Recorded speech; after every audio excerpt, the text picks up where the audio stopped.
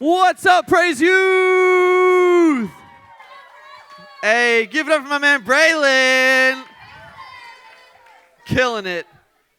Killing it. Braylon's serving at Praise Youth. He's next level. If you want to be next level like Braylon, serve at Praise Youth. Thank you, sir. How are you guys feeling? How's everybody feeling? We still got the blinky lights going. It's awesome. We're going with it. How excited is everyone to be here on a rainy Wednesday night? Incredible. Hey, who is the most excited about the bonfire next week? The bonfire. Who's been to a bonfire before? Incredible. Incredible. Who was here last year when it was actually kind of hot? I was like sweating in my sweater, which is kind of makes sense, but who's never been to a bonfire before? Ooh, y'all better be here next week. It's the best thing ever. The bonfire is awesome. Make sure you invite a friend. But speaking of bonfire, who just like I love fires. Anyone love fire? Emerson? Okay. I love fire. Like, not like to an unhealthy level, but I love like burning stuff and like I'm not going to break any laws, you know what I'm saying? But I love lighting stuff on fire, lighting matches and all that stuff. How many of you know, JHigh, that fire is interesting, right? Because fire is like really good. Like how many of you know like fire like is, in a few months it's going to be like heating our houses, which praise the Lord for heating in our houses, right? Fire cooks food, like it cooks our Chick-fil-A sandwiches, amen. It makes Papa John's pizza, all the best food in the world. And it gives us light, like candles, all that kind of stuff. So like light is super helpful. But how many of you know, JHigh, that fire can also be like kind of dangerous, right? That's why it's fun sometimes, maybe. But how many of you know fire can easily get out of hand if you don't have it within certain boundaries, you know what I'm saying? Because like when I have fire in like my oven or like on a stovetop, it's in boundaries, right? If I have a candle, like a flashlight, it has boundaries, the light is helpful. But if the fire does not have boundaries, it can get out and like destroy whole forests. It can like burn down a house. Like within seconds, your house can be burned down. It can burn your skin. It's super painful. So fire is very good, but it needs to be within boundaries or else it can be very dangerous. And speaking of fire being outside of boundaries, just check out this video. I wish this was me, but check out this video of this guy who had a fire outside of boundaries. Check it out. He's trying to light a fire. Oh! Jesus! Whoa, get out your hand! Oh. Turn up the volume. I want to hear this song. It's about to start a song. Oh. It's slow motion. Whoa. This is not me, but I kind of wish it was, but look at that. Look at it. It's still on him. Slow-mo. We're zoomed in. Look at it. Yeet. All of a sudden, it's just everywhere. Wow. Look at him. Look at him. Whoa. He's scared. He's scared. Give it up for fire one time. Just for fire. So, like, that is a good example of, like, fire is a good thing, right? But if you pour a bunch of diesel fuel or gasoline or something on a fire and then you try to light it, like, you need boundaries, bro. He crossed the boundary of, like, he put way too much on there. He got way too close lighting that thing. I've always wanted to light a fire like that by just, like, shooting a flaming arrow at it. That'd be pretty sweet. But anyways, you saw that video. They used fire with not smart boundaries, and it exploded. That one guy at the beginning was like, it felt like a concussion in my head, like a grenade went off because it was, like, the explosion was so big because they did not have good boundaries around the fire. And tonight, everybody say tonight. We are going to be talking about something that some people don't think you're ready for, but I believe in you. Your small group leaders believe in you. God believes in you. Tonight we're going to talk about something really interesting. I'm sure you're all interested in it. We are in the relationship series, right? Anyone? Anyone think we're in the relationship series? We believe in you, Praise Youth. We believe in you, JHigh. We believe that tonight we can talk about this topic because we want you to know what God says about it, not just what the world says about it. And so tonight, we are talking about sex. See, it might be weird. It's not awkward. Sex isn't a bad word, all right? I'm going to try to say it as few times as I can during the message, but that's what we're talking about. Just stay with me, because I know you're all interested in this, right? Like, I know I have all of your attention right now, because you're like, what is this guy going to say? What is happening? He actually just said that in a microphone at church. I'm looking at you, right? So tonight, we are talking about sex because, like the video, sex is a good thing that God created, right? Everybody listening? Sex is a good thing that God created, but he created it to have boundaries. And if we do that without the boundaries that God has created and set up, it's like a fire that explodes. It'll harm you, it'll harm others. It's really dangerous. And so that's what we're going to learn about tonight, right? It's going to be great. Tonight's going to be awesome. You're glad you came to Praise Youth. Everybody turn to your neighbor and be like, I'm so glad I'm here. I'm so glad I'm here. All right, now bring it back. Now stop talking and listen to me. Okay. So how many of you like to be told, I told you so? How many of you get told, I told you so, by like your parents, your friends? Both of my hands are in the air right now. If you don't know my wife, Lindsay, give it up for my wife, Lindsay, everyone. Wow. JHigh, if you don't know my wife, Lindsay, you need to get to know her. Probably one of the main things she says to me these days is, I told you so. Like recently, the other day, I was like, hey, I'm gonna give this example during the sermon. What's the time you told me I told you so? And she was like, right now, because I have this problem, JHigh, I need to confess that I lose things a lot. And right as I lose them, Lindsay's like, okay, let's retrace your steps. We'll find it, whatever you've lost, we'll find it right now in the moment. And I'm like, I know where it was. I know where it is. I'll get it tomorrow. But then I say that like 10 days in a row. And then Lindsay's like, where'd you last have it? And then I'm like, I don't know. And then the moment happens. Because I'm like, I don't remember where it is. I don't remember the last time I had it. And she's like, I told you this would happen. I told you if you didn't find the thing you lost right away, you were never going to find it. And so, long story short, I lost my wallet like 3 months ago. I still don't have it. It's a journey. Okay, we're moving on. Anyways, so we don't like being told, I told you so. But how many of you know that if I had listened to Lindsay, that would have been a very wise thing to do? And now I'm in a situation that I don't want to be in, that I could have not been in if I had listened to Lindsay, right? And so tonight, we are going to learn what God says about sex and how he has created it, how he has designed it for us. And I just want you to, we're going to talk about the wisdom of God, because if I had been listening to the wisdom of Lindsay this whole time, I'd probably have my wallet and I would buy all of y'all like chicken nuggets or something. But I don't. I don't have it though. I don't have my wallet, so I can't. If one of y'all find it, I will buy you a milkshake for sure. But like wisdom is so good, and God created everything. He created you and me, and God knows everything. He created everything, and he knows everything. And so tonight, we're going to talk about the wisdom of God in this area, because in Proverbs chapter 16, verse 16, it says this, talking about wisdom. Hold on to wisdom, and it will take care of you. Love it. Love wisdom, and it will keep you safe. And so tonight, we're talking about this topic, and I just want to give you some wisdom from God to help you.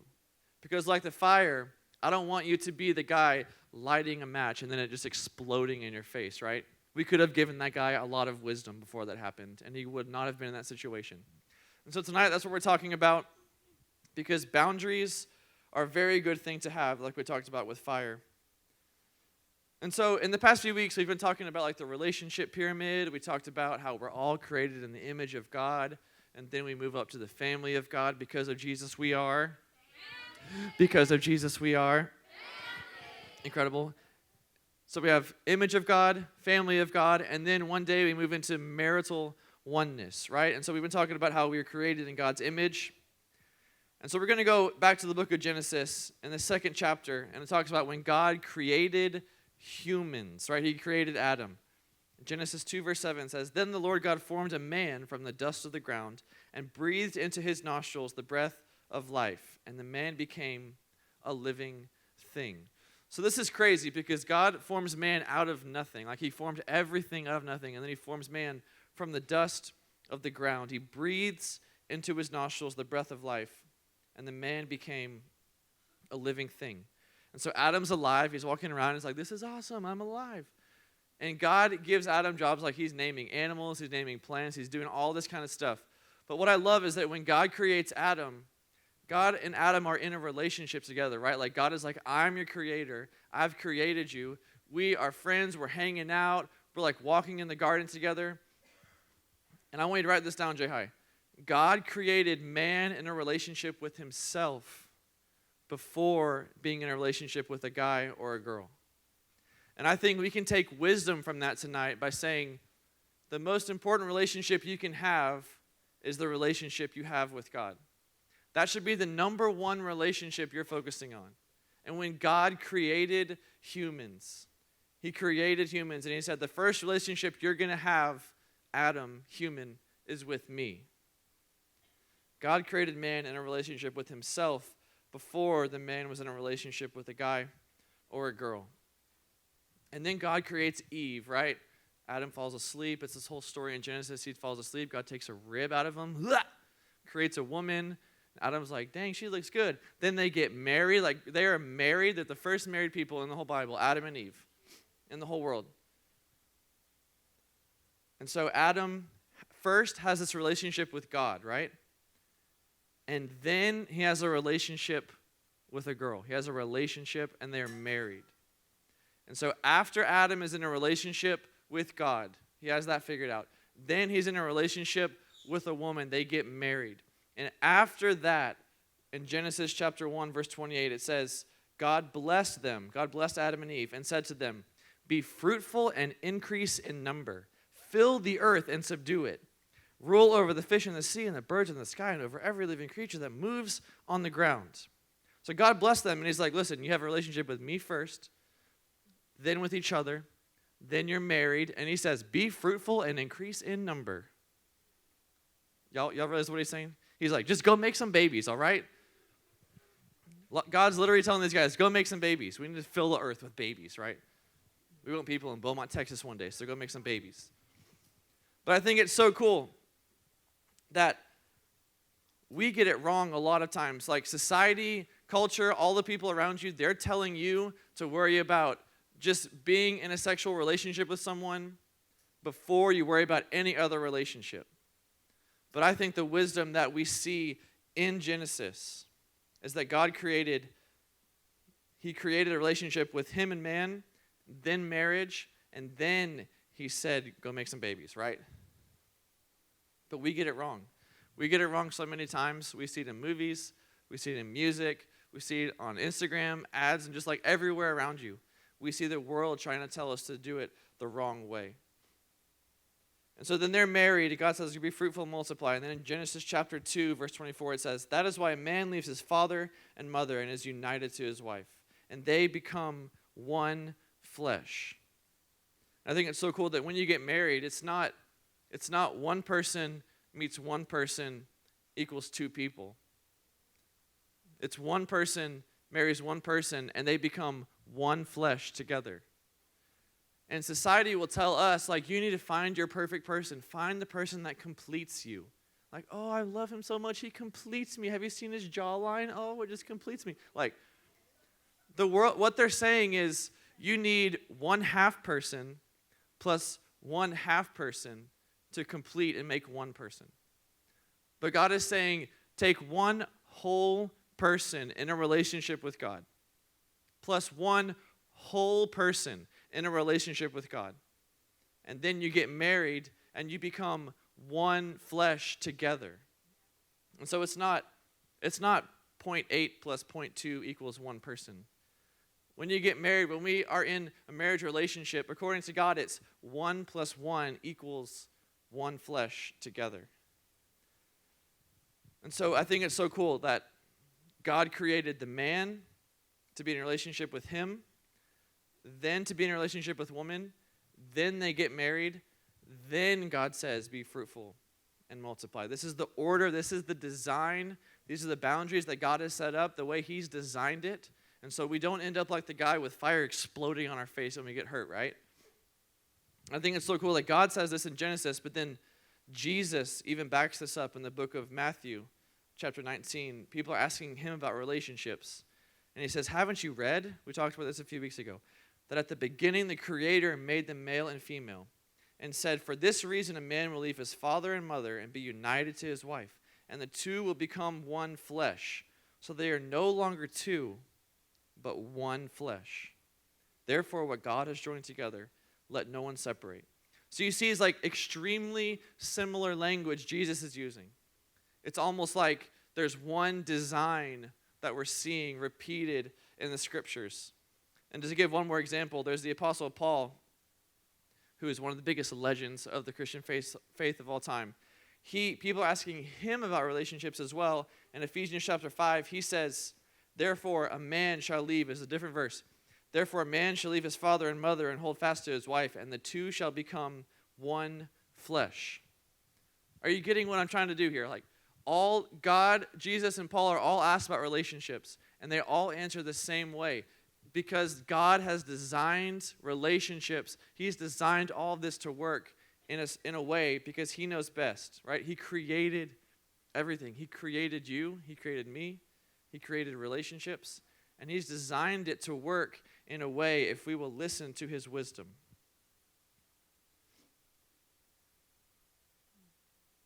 I think it's so cool that it's all the same, actually, because the only time that the way that God designed sex is supposed to be in a marriage relationship between one man and one woman. Because you're created to have a relationship with God before you worry about dating anyone. And I know that's crazy to hear because everywhere you go in school, you watch Disney Channel. I don't know if y'all watch Disney Channel, but like everything you watch, social media, Instagram, school, music videos, everything you watch is like you just try to get the hottest person and y'all just try to hook up and do all the things, right? But God is saying, I've designed it a better way with that. You're created to have a relationship with God before worrying about dating anyone. And so everyone, if you're taking notes, I want you to write this down. This is like, if you don't hear anything else, I want you to hear this. If you're not pursuing a relationship with God, you don't need to pursue a relationship with anyone, right? If you're not pursuing a relationship with God, you don't need to be pursuing a relationship with anyone. Because if you don't have a relationship with God, then you don't know the one who has designed how relationships were to be had. You don't know the person who has all the wisdom and how to handle situations and how to have relationships that don't hurt you. Otherwise, you'll be like the world and everyone in culture, all the movie stars and music stars that we look up to and we watch. They get married, then they get divorced, and there's all this drama, and she said this and he said this, and there's all this just hurt in the world. So if you're not pursuing a relationship with God, you don't need to pursue a relationship with anyone. Because my goal for you tonight is to let you know that sex is not a bad thing. I know in church it's kind of like, why does this guy keep saying that word? This is like a weird thing. We don't say that word in my house. Like, is he allowed to say that? Am I allowed to say that? Like, sex is not a bad thing. Like, God created sex. And like, he created it and he designed it in a way that is good for us. But the world has taken a good thing and made it a bad thing. And they're trying to tell you the bad thing is the good thing. But we're here at church every week trying to tell you that Jesus has a better way for life than what the world says. Because the world's like, no, I promise this is a really good idea. But then people go down this path and they get hurt. They're full of shame. They're full of regret. People look at them differently. And Jesus is over here saying, I designed relationships. I have the answers that you're looking for. And so tonight, I want you to focus on, if you're not pursuing a relationship with God, why don't you just start worrying about that? Like, I want you to figure out who is God. Who is God to me?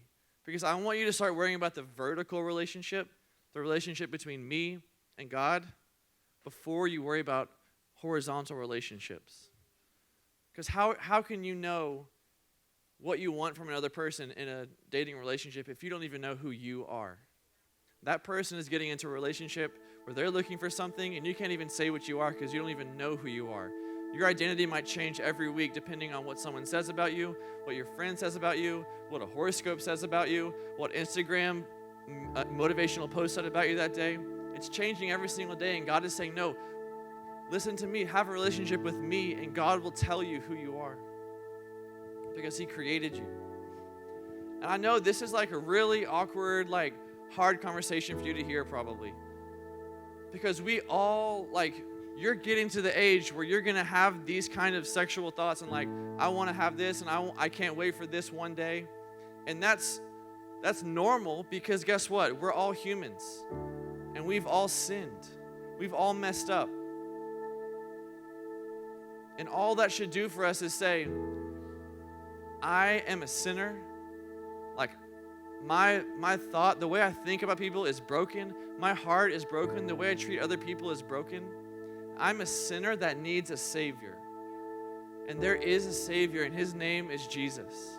And everything you've ever done wrong in your whole life, the moment when you were doing the worst thing you could possibly do, just think back to that time when you were like, no one could love me because of what I'm doing right now. At that moment when you felt like no one could love you, Jesus loved you. And he loved you so much that he was living in heaven and he came down to earth. And he paid the price by getting on the cross, taking all the sins that you've ever committed.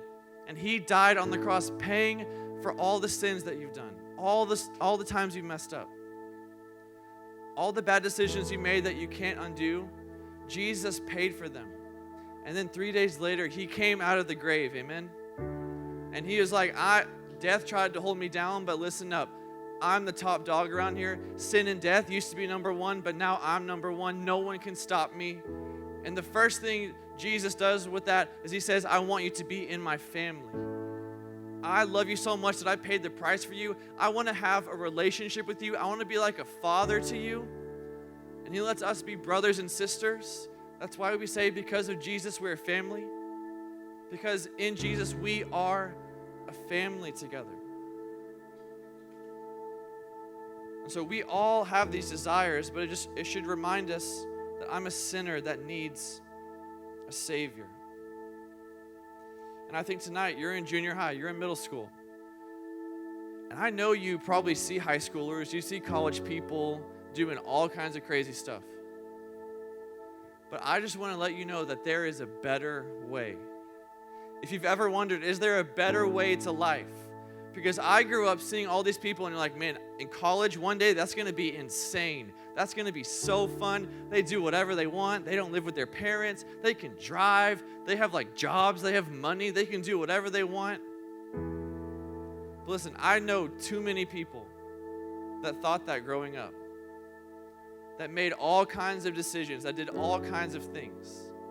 And all it led to was shame and regret and them getting depressed and feeling bad about themselves, other people talking about them badly, posting on Instagram, saying all kinds of stuff about them, and then their identity is caught up in what other people say about them because they don't know how to have any kinds of relationships.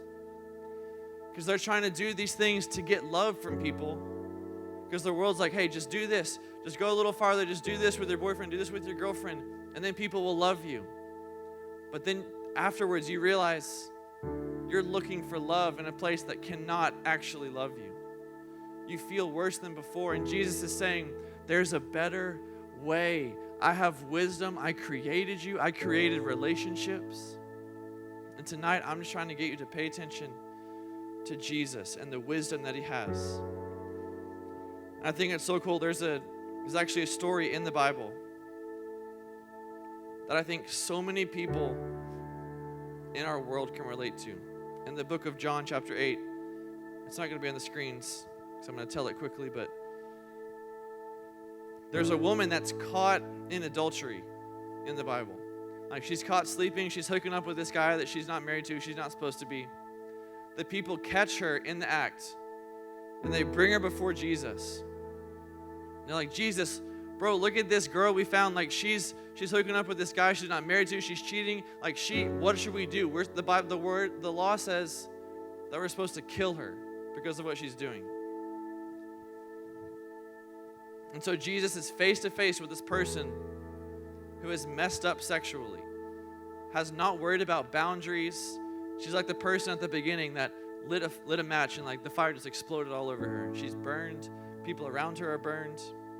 And these people catch her. They bring her to Jesus. They bring her into public to humiliate her as much as possible. And how many of you know people love to do that? They love to bring everything you've done into public where people can see it, to make you feel as bad as possible, to post about it on Instagram, to talk about you at school, to tell their friends behind your back. Because they're trying to shame this woman as much as possible for what she's done.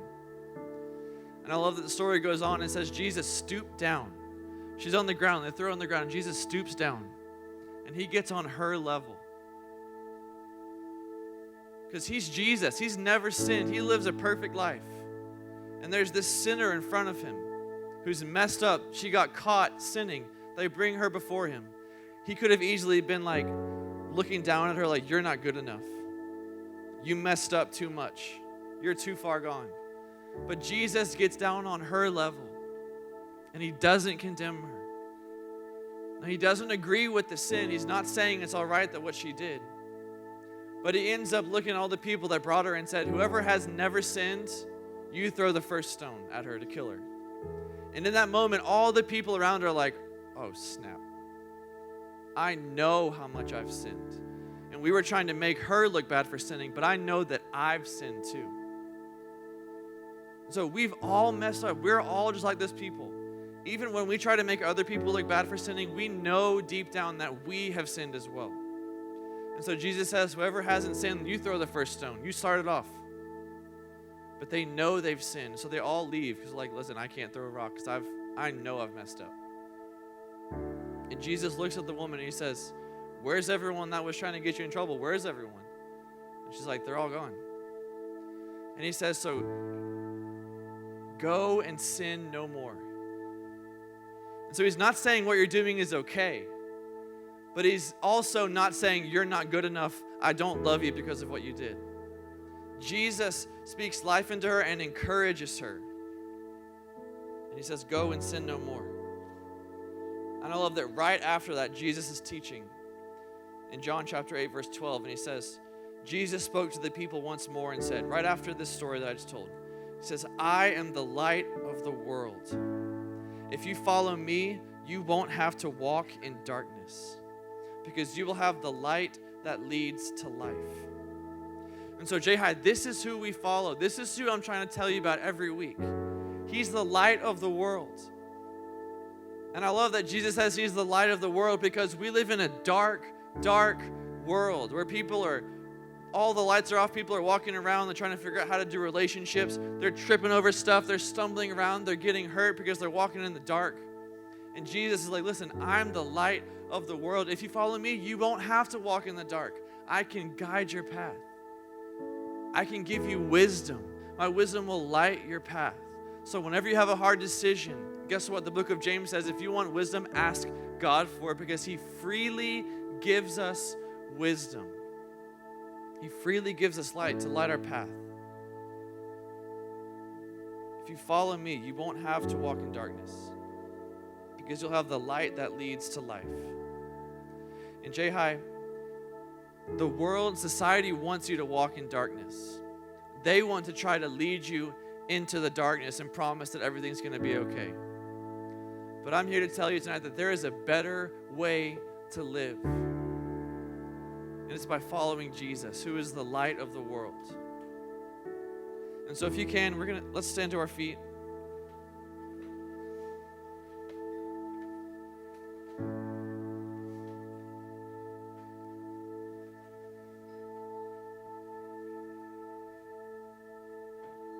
I want you to know this Jesus, Praise Youth. I want you to know the light of the world. Because I know you guys, I'm not going to pretend like you don't go through a lot of stuff every day in your lives. I'm not going to pretend like you have it easy, like no one's pressuring you to do this, no one's pressuring you to do that. I know the world is a dark place because I know it was a dark place when I was in middle school. And I know it's only gotten darker since you're in middle school. And I want you to know the light of the world. His name is Jesus. And so in just a second, we're going to stay in our seats. We're not going to talk to each other. We're just going to sing. We're going to worship. We're going to respond in song to the light of the world. And I love this first song. It talks about how God sees us in the light of his Son. He sees us through Jesus. He doesn't see me as a sinner. He sees Jesus who paid for my sins. And I'm so glad that Jesus doesn't see my sins. I'm so glad that God doesn't see my sins. I'm glad that he sees Jesus in my place, dying on the cross for me. And so God, we are so grateful for who you are. God, I thank you that you created relationships and you've designed them. God, I pray that we can follow the boundaries that you've set up for us to have healthy relationships. And God, we thank you that when you see us, you don't see our sin, but you see Jesus who died in our place. So God, we sing to you tonight. We say that you're the biggest thing in this room, and we worship you together. Amen.